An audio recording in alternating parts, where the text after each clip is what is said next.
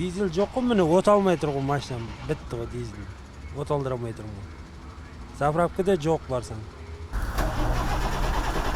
Астанадағы жүк көлік тұрағында кейінгі күндері жағдайдың күрделеніп бара жатқаны байқалады. Жүргізушілер солярка таппай жолдан қалғанына шағынады. Жаппай наразылық туралы ақпараттан кейін маңайды полиция бақылап тұр. Көлік иелерінің сөзінше аты жөні мен көлік нөмірін жазып алған.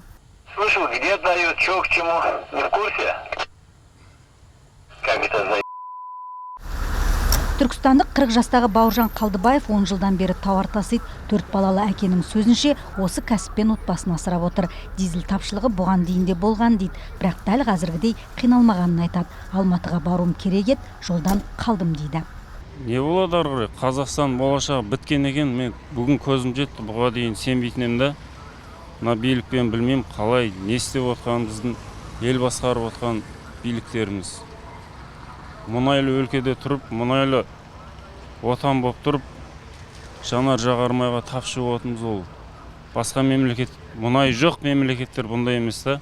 Кейбір жанармай бекеттері солярканы тек талонмен сатып жатыр. Оның өзіне шектеу қойылған, бірақ көбінде дизель отыны жоқ. Жоқ, 50 литрін ғана бере аламыз. По талонам. Нет в наличии дизеля. Как мы можем продавать, если у нас нет дизеля?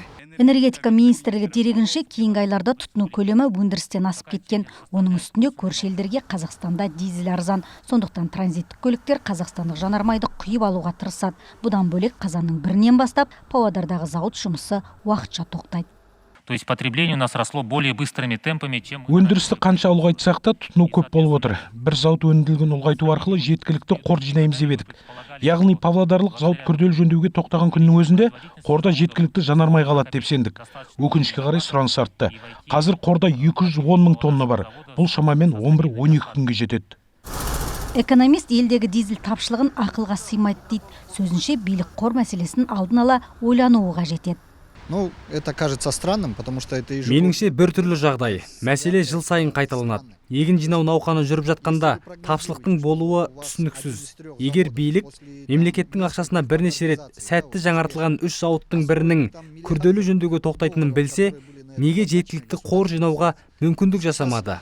Неужели нельзя создать там резервы?